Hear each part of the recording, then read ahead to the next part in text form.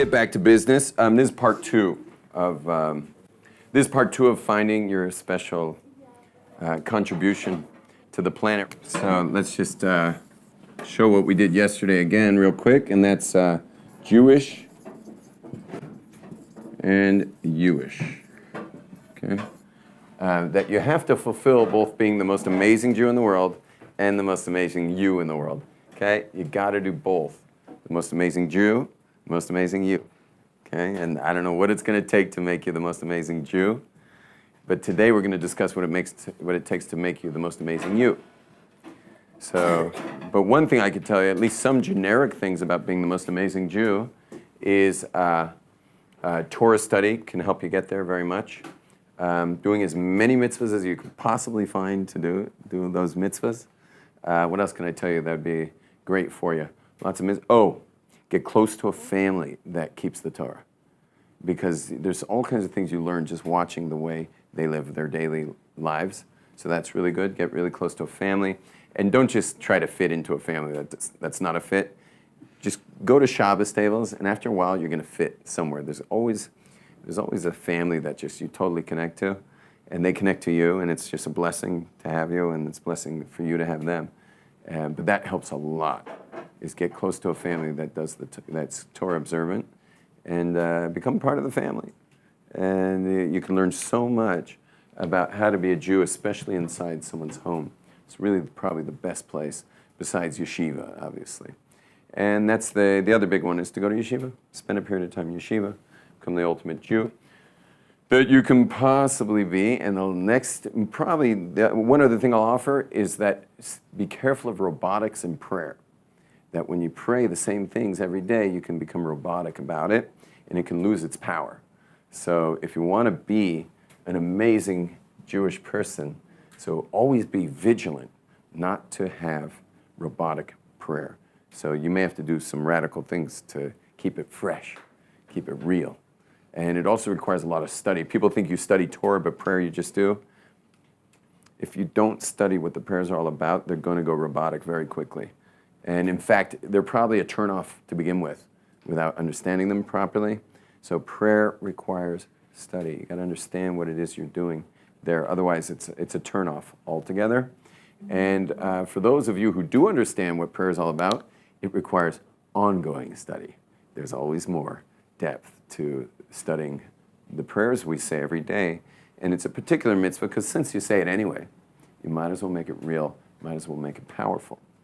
But being the most amazing Jew without being the most amazing you is also a problem because God expects both. God did not make two Jews alike, and you have to be uniquely, you have to be involved in whatever you are uniquely good at, and to go champion the cause you have in this world using those traits. I don't want to say you have to champion the cause, because you can just be a supporter, you can be a contributor, and in any kind of way. You don't have to be the one, you don't have to be the CEO, you don't have to be standing on a soapbox, you don't have to be giving talks in Madison Square Garden with your special contribution. And the last thing we discussed yesterday is how it mirrors creation. Creation has a beginning, and creation has an end. Okay? It has a beginning, it has an end, and but there's some point in the line, you want it earlier than later, where there's some kind of revelation of where you have your personal revelation about what your life's really about, what your life's for. What is most commonly considered the most important decision a person ever makes in their life? What do parents teach you? The most important decision you make in your life is? Who you marry. Very good. Thanks for saying that. Right, who you marry. But what I'm about to demonstrate for you is that's a major mistake, and they're leading you down the wrong path with that idea. It is an extremely important decision who you marry, but it's the second most important. There's a more important decision in your life, and that is what your life's about. What is your life actually about? And you don't want to mess up the order, because if you first answer the question who you're supposed to marry and you marry, you can never ask the most important question. Because if you ask the most important question and you find out what your life's about, and then you turn around and look at your spouse, and you're like, your spouse is like, that's crazy. Like, that's not what it's about. We never discussed that. And you're like, no, that's what my life's about. And they're like, well, my life ain't about that. So it's really important that you ask yourself first the question, what is my life about? Get the answers to that question of what your life's about. And now you know who to date. Now your first question in dating is, well, how do you feel about such and such? And if they say, oh yeah, that's amazing. So then you say, okay, great. We got 90% of everything in common. If they say, oh, that's stupid, then you say, okay, this isn't going to be going. But you can't ask the question, what my life's about after you get married. And by the way, I've seen people ask the question after they got married. Oh, there was serious wreckage. Serious wreckage. I've had very loyal spouses that put up with it, meaning they came up with their answer, and the spouse is like, what? And they put up with them for the rest of the years. They tolerated their spouse for the rest of the years. But I don't think you guys want to be tolerated in your marriage, right? You don't have to be tolerated. No. So it's much more important that you spend your time figuring out what it is you want. Then you can spend your time with the whole dating thing. Another little secret I just want to tell you all is that a lot of people have the misconception that you have to have a livelihood before you can get married. That you have to have a livelihood, especially men have this misconception. It's really nice to have a livelihood before you get married. It's certainly more convenient. But if you really want to live in God's world, what I mean by that, if you want to live with the creator of the universe on your side and see the magic happen, because the creator of the universe holds all the purse strings, he has all the money in the world, right? God can flow the money anywhere. But the way God flows money is necessity. When there's a necessity for something, that's when the money flows. Money flows based on necessity. So when a single person who only has so many needs keeps waiting around to have enough money to support another, he's going to be waiting a real long time because there really is no necessity there. No one needs anything yet. You can imagine if parents only married their kids off when they had enough money to marry a kid off, so then they would start having their kid date. No one would ever get married again. Who can afford a wedding? Who can suddenly have in their yearly calendar, besides like super rich people, who can have in the middle of their calendar an extra, $50,000, $60,000? And that's not even a very expensive wedding. And that's half.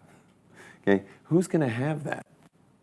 To completely wardrobe their daughter or completely wardrobe their son, to set up an entire event like that and set them up in house, for a house and a home to live in and like get themselves put together.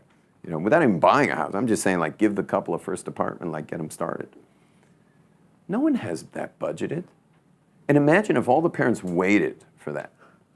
They waited till they had an extra 60 grand and then said, okay, honey, you can start dating. No one would ever get married because the money only comes after the engagement. That's when the money comes. The money comes because God flows the money where it's needed. The best way to say this is, you worry about what, let God worry about how. Try saying that together. You worry about what, let God worry about how. Try it again so everyone says it. You worry about what, let God worry about how. Okay? You just got to know what it is you're committed to and let God handle the rest of the job. Next thing you need to know before we get involved in finding our special contribution is to know the seriousness of it. The way you'll know what it is that you have a real contribution to the planet is by going to funerals. Sorry, it sounds a little morbid, but when you go to a funeral, they generally talk about this, another distinction, and that's a distinction between self-image versus contribution.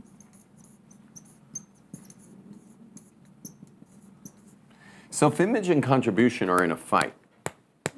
There's what you contribute, what you stand for, the difference you made in life, and then there's your self-image, and they are not friends.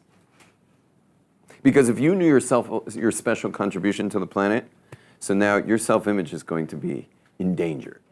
Why? Because if you knew what you were here to do, if you knew your special contribution, what do you got to do now? You got to do it, right? Now you got to go do it. Well, two major pitfalls are on their way. And the self-image cannot deal with those two pitfalls. Those two pitfalls are, number one, rejection, and number two is failure. Okay? Rejection and failure. There's something about rejection and failure that the self-image is not into, okay? Doesn't like getting rejected, doesn't like getting laughed at, doesn't like looking like, Mr. or Mrs. Cause. Yeah? The self-image cannot stand having to champion a cause, to be the one pushing a cause. And the other thing is, it's going to fail. It's going to fail many times. Yeah, I was saying my wife's thing in just getting the soldiers condition of Abdullah, she hit a lot of brick walls on the way. Okay, she just went around it, kept going, because she's committed to something. Her contribution's more important than her self-image. Okay, so for example, there's a guy who's really into the IDF and stuff. He's here from South Africa. He's friends with our family, well-to-do guy. And my wife and I were just on the phone, who's going to call him and ask him to contribute to the soldiers? So I'm like, we both said, how about you at the same time? And I'm like, well, I really think it should be you. And she's like, well, I think it should be you. What are we both fighting over? What's our issue here? Yeah, we don't want to be the one who, put it on the line and got a no from someone we're supposed to be friends with, So, and we certainly didn't want it to fail. So at that point, I said to her, listen, he wants to contribute. Like, how many times has he said to me, what can I do? And each time I'm like, don't worry about it. Everything's great. He keeps asking me what he can do. And I said, it's an easy sell. And anyway, this is your job. I mean, this is what you're doing. I teach Torah, you save soldiers. Okay? And anyway, she said, fine, I'll call him. But again, it's just a scale of like, what's more important? What's more important? My kids saw me teaching a very, very large class. It was like a class concert. But it was large, like 300 people were there. And my kids came up to me and they said, isn't it scary? Isn't it embarrassing? I'm like, yes, terribly scary and terribly embarrassing.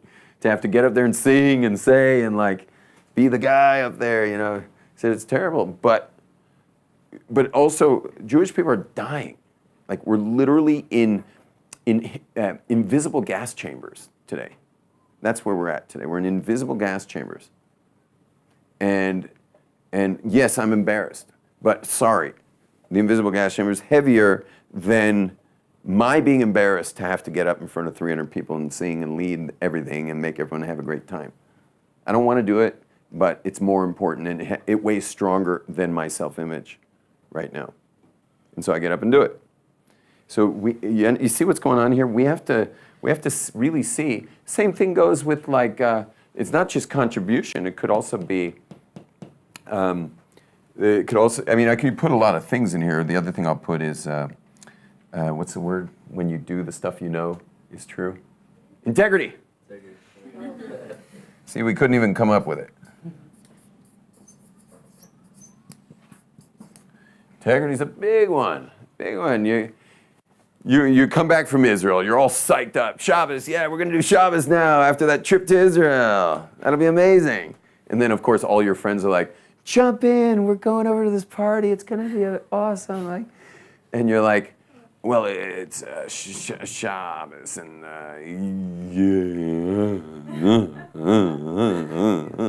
And it's like, you don't want to tell. It's like social suicide to tell them you're not going to the party because you're going to some rabbi's house for dinner. Going to a rabbi's house for dinner when there's this like giant party going on, it doesn't look good, okay? It just doesn't look good, especially in like a university age setting. Even young professionals, it doesn't look so good. So anyway, but there it is again. There it is again. The self-image versus one's integrity. And you have to say like what's more important here? What they think of me or my actual integrity of what I know? Because integrity means integrating. I'll give you guys a definition. Those who are taking notes. Integrity means integrating what you know with who you are. Integrating what you know with who you are. I remember a student at Aish asked if I could have his father over for Shabbos. So I said, sure, no problem. He wasn't my student. I don't know why he wanted to come to me. But he comes over for Shabbos. His father gets about 3 shots of whiskey into him, and he just goes ballistic, like crazy. His head turns red hot. It's like popping off his head, screaming at his veins are bulging about how I've ruined all his plans for his son. I barely knew this kid's name. I don't know how I wound up with this, lunatic father in my house. Who had some plans for this kid I met like a day earlier. So, I recognized the guy from yeshiva, but I didn't know who he was.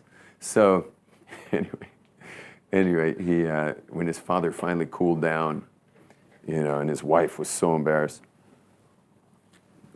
I finally said to him, by the way, I love being the same age as them now. It's such a different game now when they talk to me. But even years ago, when I was kind of between the kids' age and the parents' age, I said to him, your son is different than the other kids who came through Esha Torah. The other kids heard the information, and it went in and it went out, and they walked off. Your son heard the information, just like all the other kids. He says, yeah, that was a compelling class. But your son integrated the information. He has integrity. He integrates it. And he's like, yeah. And I'm like, well, guess what? We don't teach integrity at Esha Torah. We teach Torah. Guess where he learned integrity? And he looks over at his wife, and he's like, from her.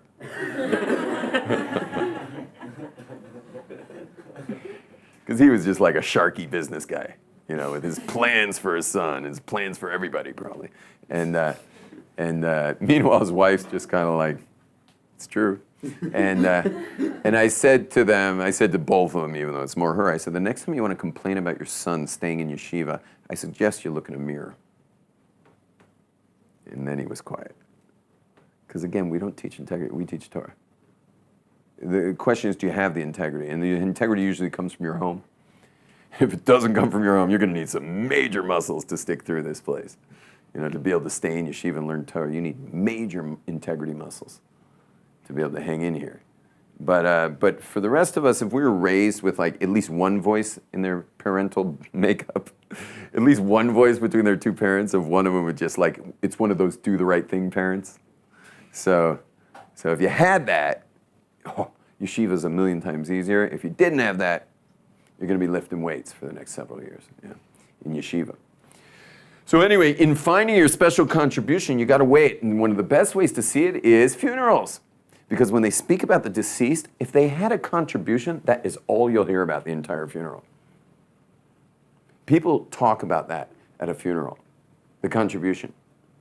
But when it's a self-image thing, if someone really lived, he never really contributed in any big way, but they're really more about their self-image, which so many people are. I mean, the majority of people who will be buried this year are probably self-image people. But you go to those eulogies, and it's like, his best friend gets up there, and he's like, Hal, I remember that road trip we took. You didn't change your clothes once for 8 days. And then his wife gets up and says, and your favorite blue jeans? You wore those for 20 years. Yeah. And then I was at a funeral in America for a woman, an elderly woman. She died at 91, and one granddaughter after the other got up and said, and when you went out to Neiman Marcus to shop, you always were put together, always totally put together. Blah, put together. Yeah, put together. And everyone's in the audience like, she was put together. And I'm in the audience just going like, stop! Because whatever they say at your eulogies, like upstairs, like there's literally like gigantic, like monster speaker stacks of speakers that are like blasting it into heaven, because the person's on major trial. And during the trial, they're on a trial anyway, but the trial pauses to hear the eulogies. And the eulogies are going, and they're like, oh, Miss Put Together, you don't look too put together now, do you? You in a wood box, ain't you? I mean, it's to the point, it's crazy. So I've heard as a rabbi, I have to like go through these funeral nightmare sessions, where the person really didn't have a contribution, but they were all about self-image. But that's one of the ways, the acid test. And I'll tell you for myself, just on a personal note, I was at a funeral when I was first in Israel. And it was a funeral of a person who had big contributions and stuff, died young, in his 40s, and I went to the funeral. And I'm listening to the eulogies one after the other. And I said to myself, by the end of those eulogies, I said to myself, if I died today, no one would be able to say a thing about me like what I just heard about this person. Nothing. There would be nothing to say. You could say he surfed. You could say he played guitar. You could say he was fun. You know, you could say he drank a lot of beer. You know, maybe a couple other nice attributes. He was accepting. He was friendly. But it would have been a really, really not contribution eulogy. And I took on myself right then that I'm building my eulogy right now. For the rest of my life, I'm going to build what they'll say about me. Not that I care, I'll be dead. What's the difference, you know? Well, I guess I do care with the speaker system thing, but it's not because of that. It's just that we've got to live our lives powerfully. And God created you, every one of you, with certain causes that we're going to get into of what you could be living. Certain things that you contribute to the world. So you want to start building your eulogy now. You want to build it. You know, they have these holy people pass away in Jerusalem, and they always say, please, at my funeral, no eulogy. No, don't say anything. Just bury me. No eulogies. And of course, no one pays any attention to that, and they give a eulogy. But I say the opposite. I want a really, really big eulogy. I want a big eulogy. I want to, every day I live my life, I want it to be something that could be said that makes a difference for this planet. You know? And again, it doesn't matter how big the sphere of influence is. It could be just your family. The one thing, though, is it must live beyond you. It's got to outlast your life.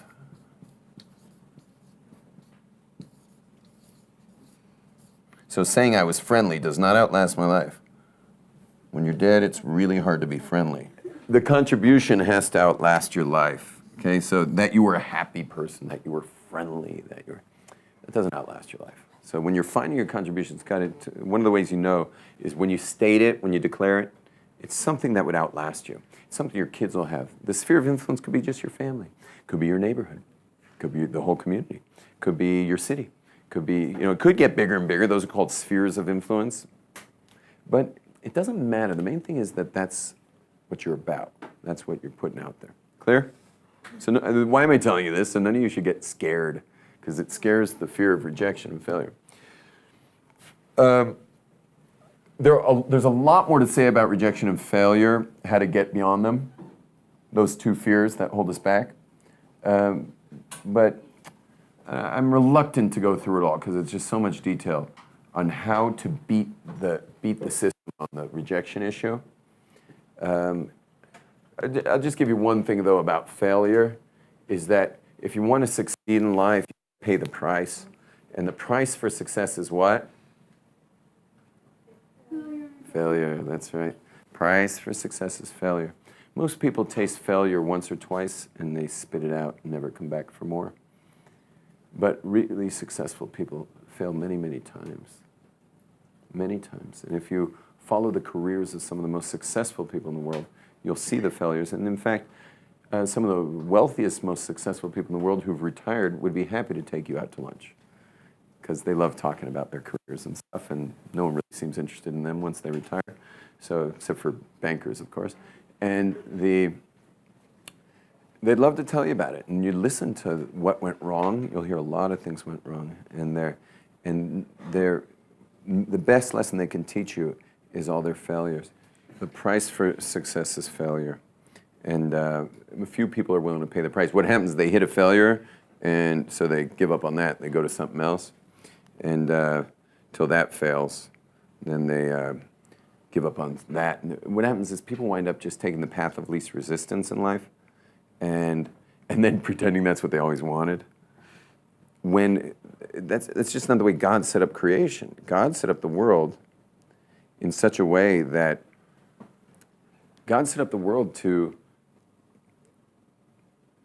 be that the resistance you get when things fail, when things get in the way of what you want, when you bust through those things or you go around them and you get to the success, that it's worth something. So God creates those obstacles. In fact, the word for obstacle, when you're going for something, the word for obstacle in Hebrew is the word miniah. Miniot. And those are obstacles that get in the way. Yeah, they prevent you. The word literally means to prevent you. Prevents. Okay? Well, it's the same. Oops, I missed it. Miniot. So if you look at that word, miniot, it's the same exact letters as ni'imut. Okay? It's the same exact letters as ni'imut.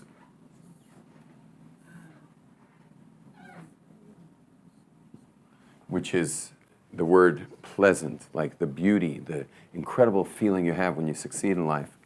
That's called ni'imut, or na'im. You heard the word na'im before? Na'im? Na'im is also the same as minia. Minia and na'im are the same letters. Okay, let's see if we can get Michael Jordan to teach us a thing or two about failure leading to success. I've missed more than 9,000 shots in my career. Missed more than 9,000 shots. I've lost almost 300 games. 26 times I've been trusted to take the game-winning shot and missed. I've failed over and over and over again in my life. And that is why I succeed. I have failed over and over and over again in my life, and that is why I succeed. And so this is what we have to learn, is we have to start chewing on the fat of failure. You like that term? Got to chew on the fat of failure. You can put it back on. You got to chew on the fat of failure, and that's where all the blessings come. Yeah, and it shows God you mean it. Remember what we said earlier, when you're committed to something, you want it, you're going for it, and you know what it is, and then you go for the how. We don't know the how. It will fail. The how will fail. But if you just keep busting through it, you will succeed. And you'll succeed big. Succeed big time. And best example is they say there's a lot of competition at the top. You've heard that? A lot of competition at the top, right? Guess what? Yeah, Jordan, there is no competition at the top. There's no competition at the top. The best example, I was speaking to a stewardess on a plane because I always have to stash my Taylor guitar in the first class closet. So I'm up there in the first class with her, and we're putting the guitar in the closet. And I said to her, you ever notice like how few seats there are in first class? Business class also has, a few more, but not many. And they're often empty too. But everyone's like fighting for the back of the plane. Everyone's like all over each other, fighting over who's getting the window and who's getting the aisle and everything. It's like everyone's in the back of the plane. That's where everyone's fighting over. That's all the competitions for the back of the plane. Because there are very few people who are willing to pay the price for success. And the few people who are, they live in their own club. They're the people who aren't afraid of failure.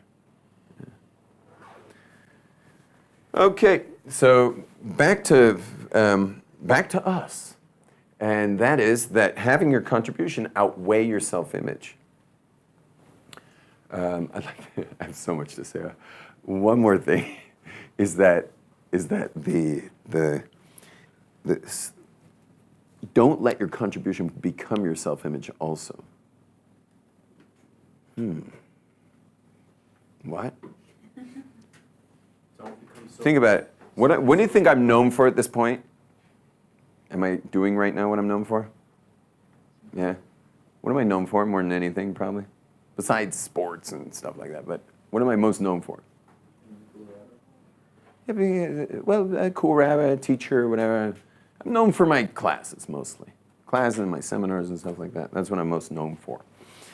Now, if I know myself, if I know myself as that, if these blend and I become that, so then my self-image is my work, so that's also not right. Am I always going to get work? Am I always going to be hired when I want to work a particular job? No. I don't want my contribution and my self-image mixed together. They don't have to be directly linked. So if you didn't like my class, yeah, I'm not ruined by that. Okay? I am not my contribution. There is a contribution I have, but I am not directly linked to it. I am a father, a husband, a blessed servant of my Maker. I have a very private relationship with God, and a very intimate relationship with my wife, and a very intimate relationship with my children. And I live a life that is a whole life. It's like a very whole life. I leave that world and pop out of it, and I go and try to make a difference for you. I want to make a difference for you people. Not everyone's going to be so excited to hire me. I'm a little out of the box for some synagogues who might, want maybe a little more of a conventional rabbi to speak at their big event, and not everyone wants me all the time, and I get sometimes some serious negative reviews, and I can upset somebody sometimes, and with something I might have said in my contribution. And do I need that to be mixed into my self-image? What I actually do all day? Not at all. No, I got to believe in it. I believe in it. I believe in it 100%. That's not who I am. You understand? I'm God's precious servant, and I'm my wife's beloved husband. I'm my wife's beloved husband, and I'm my children's loving and dedicated father. That's who I am. That's who I am. And to me, my relation mostly happens with God, and it's out there in the forest together when I'm on my mountain bike. I'm usually alone, and it's just me and God out there. And here's the things I believe in I like to share and make a difference for you. Okay, you get that last part? Don't wind up mixing. Everyone's going to know you for it. You can't help that. You can't walk around and say, no one know me as what I do. You're not going to be able to get away with that. So, but at least in your own heart, as best as you can, separate what you do from who you are so that you're not all linked up to the success or failure of it. Clear? Okay, very good. Now, what we're going to do is begin the introduction of the 4 steps of how to reveal your special purpose, your special contribution to the planet. Okay, so there are 4 steps to do that. The first step is to become no one. Become no one. Like, no problem. No one. Why? Why do you have to be no one? Because, yeah, the reason you have to be no one is because this whole discussion we had, yeah, the self-image, which is a big someone, it's like a very puffy, uniroyal man, puffed up. This is who I am, to the world, and your contribution is going to basically be laughed at and make your family uncomfortable, and who knows what your contributions, how it will be received, who knows. So if you're coming from self-image, you're never going to dial it in properly. It's not going to land. You need to create a space for it to land in. You get that? You have to be a vessel for the contribution. But if you're just, a puffy, self-image person who's scared to death of rejection and failure, so you're a big someone, so to speak.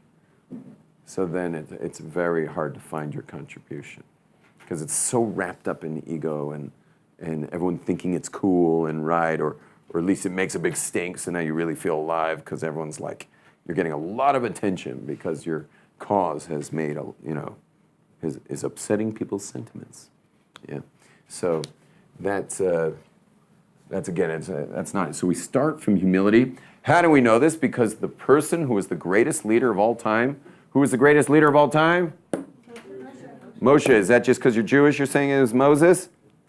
No, everybody says it was Moses, no matter who you ask, unless they never heard of Moses. But no matter who you ask, the greatest leader of all time was Moses, and we know one thing about Moses. What was the one thing? The Torah only tells us one thing about Moses. He was the most humble man. Most humble man, that's right. And believe it or not, he wasn't really known for his brains. Yeah, no, not one thing talks about him being smart. If anything, we know he had a speech impediment. Yeah. Yeah, didn't have a lot to say. Boy, later he seemed to have a lot to say, but in the younger years, he had a speech impediment.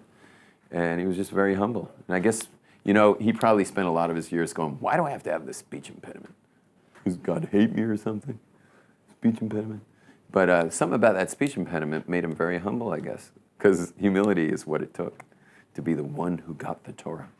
So the greatest leader, or you could say the greatest contributor to this planet, certainly the progenitor of our nation. We wouldn't be here right now if it wasn't for Moses.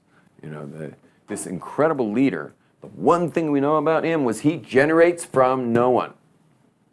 Now you might be asking yourselves right now, how am I supposed to generate from no one? And the answer is, well, it's very simple when you are truly no one. Because in the end, you really are no one. Okay, this is going to sound a little culty for a few minutes. You really are no one. I mean, aren't you? No one? Think about it. First of all, the happiest you ever were was when you were what?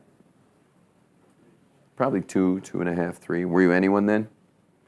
Bundle of personality. But did you have any self-image? Zero self-image, because only after 3 years old does a child get his first or her first experience of self-reflection. There is no you until you're about 3.5. And you'll notice that the happiest people on earth are not Australian. The happiest people on the earth are under 3. Okay? They're the happiest people on earth. The under 3 range is where it's at. Yeah? And you'll notice all the self-image you've created and all the knowing of self and everything, all it's created for you is just a white-knuckled, postured, poised defense radar system that no one should ever poke a hole in this balloon of yours. Because in the end, you're no one, and the no one in the end is what you want, because that's when you were so happy. No one's the best time of your life. And all this someone business is a nightmare.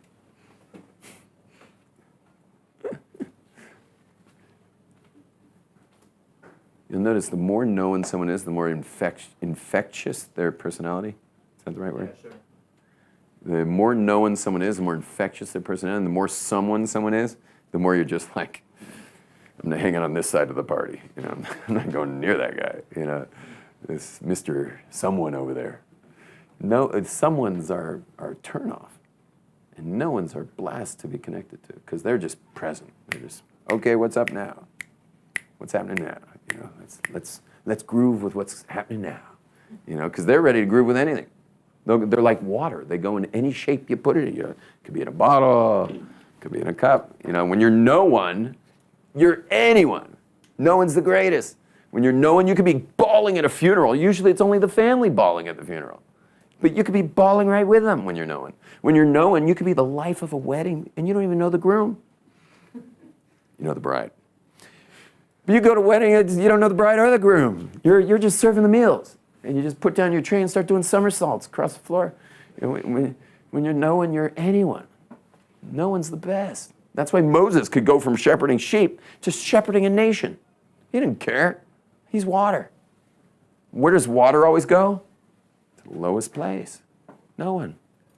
It always goes to the most humble place. Water loves low places. A lot of joy there. If someone has something to say about it, that's all right, I'm no one anyway. Okay, it doesn't work out, that's okay. Who failed? No one.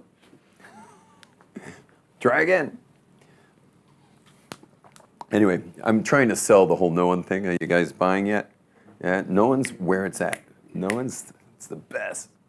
It's the best. Go for the no one business. It's really something special. Just don't forget like your appointments and bills to pay and stuff like that. But doesn't care if everyone else thinks you're someone. The point is that that you generate from no one, because when you generate from no one, absolutely anyone is possible. And we have a saying there, the mantra we say in the Jewish tradition is, whoever God calls me into being, I am. Want to try that? Whoever God calls me into being, I am. So let's say you have a friend who's just grieving. I don't know, someone dumped her or whatever, and she's like grieving over this, and she's just wailing. And you're like, I don't know how to do this. You know, how do you do this? Yeah, anyone ever felt like out of their depth when someone's like really hurt and you just didn't know what to do? So when you come with that mantra in mind, which is a very Moses-style mantra, is, whoever God calls me into being, I am. Try it again. Whoever God calls me into being, I am. And then go put your arm around that person and begin the process of comforting someone. You will be shocked at how comforting you can be to somebody. It's amazing what comes out of your mouth when you need to fill some kind of position for a need. And we spoke about this earlier, is whenever the need's there, that's when God sends the blessing. And if you're coming from no one, that means that God has a no one to use for this situation. So at that point, once you're no one, you can be absolutely anyone for anything. And now you become God's special vessel for any situation, which is nice to know for God, and it's nice to know for you that that God has you for any kind of circumstance, whether it be a joyous occasion or a sad occasion. And no one's often find themselves called up for things like no one's find themselves called up like someone's throwing a party for a life cycle event, so they really want no one to be there.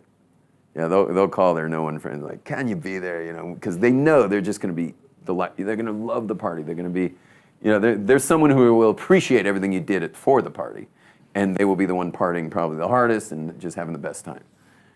But then that same family could be grieving a year later, and they want no one at the shiva to be there with them, because no one's going to be so comforting to have there. So no ones are always in demand, because they can really wear a million hats, including all the family hats and the work hats and the every kind of hat. Now, so no one's where you want to go, and the way, we won't be able to go there today, but the way to get to no one, maybe we'll do tomorrow, is we're going to do a short meditation of just a ego release meditation, where we just release the ego and get to the no one state. Everyone can go to the no one state. The question is, can you keep the no one state after the meditation? Okay, so we'll go to the no one state, and that's universal, because it's always there, because you have that child in you. All of us have the child in us from then. So your child's just waiting for this, and he or she cannot wait for you to get back in touch with no one. So no one's available. We'll get to no one. The next thing, and maybe you guys can prepare yourselves for part 3, is you want to figure out what bothers you. Yeah? What bothers you? You'll notice that with people, everyone has something else that bothers them. Different people have different things that bother them, and it's probably bothered you your whole life.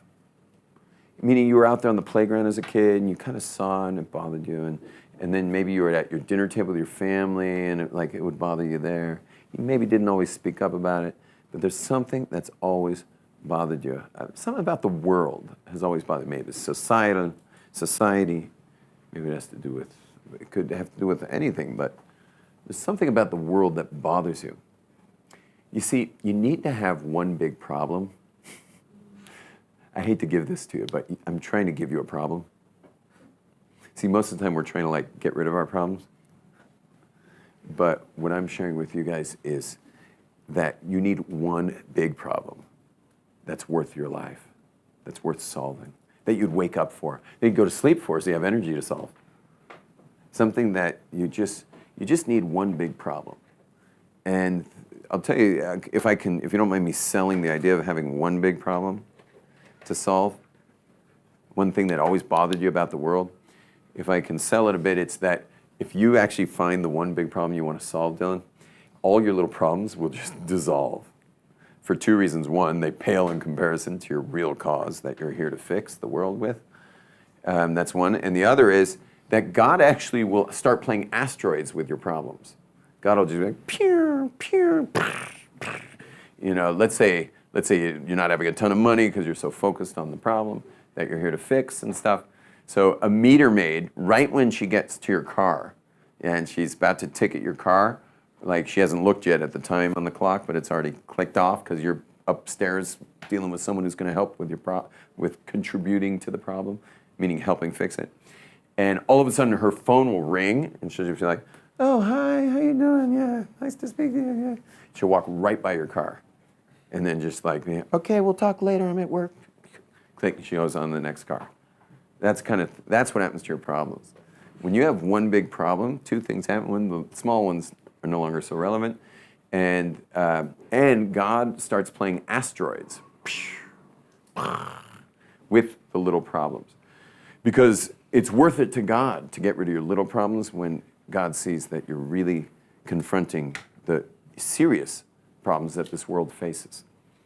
God's well aware of this world's problems and wants all the helpers he can get to make a difference. And so once you've become committed to solving a problem of this planet, so then God's like, oh, I got to help her. So I got to help her, right? Got to help her, my helper. The next thing you want to figure out, and I'll give you a whole day to work on this. First, what bothers you, and it has always bothered you. Number 3 is a skill. Not just any skill, but an applicable skill. A skill that you could apply to fix this problem. What is your applicable skill? You'll notice some people are good at networking, some people are good at speaking, some people are good at writing, some people are good at structuring organizations, some people are really good at building websites, some people are really good at making jingles, some people, like there's all kinds of things that human beings are good at. Some of those they're born with, and some of them they learn and they trained to do them. But you want to figure out what is your applicable skill, okay? So discover what is your applicable skill. And last but not least is you apply your applicable skill to what's always bothered you, and then you give it a name, .com. Why do I say .com? Is so you keep it short. You want to keep it nice and short. You see, the self-image, when it kicks you, it doesn't kick you slowly. It just gives you one big, like, you're a nobody, or you're a loser, or nobody cares about this, or it ain't gonna work. You know, it gives it quick. So if you have some long-winded contribution, you'll already have been slammed by the self-image before you can even say it. So you want to keep it real concise. Whatever it is, .com. It could be education.com. It could be justice.com. It could be care.com. It could be whatever your thing is. You got to figure out what your thing is. But the way you figure it out, and please God, we'll work it out together, is you start with no one, so that you're not worrying so much about this stuff. Figure out what's always bothered you about this world, because you got to have one big problem worth solving. And then you apply your unique skill, talent that's applicable to it.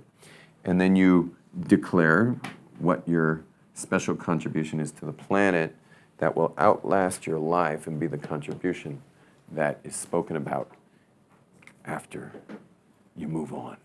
Thank you very much.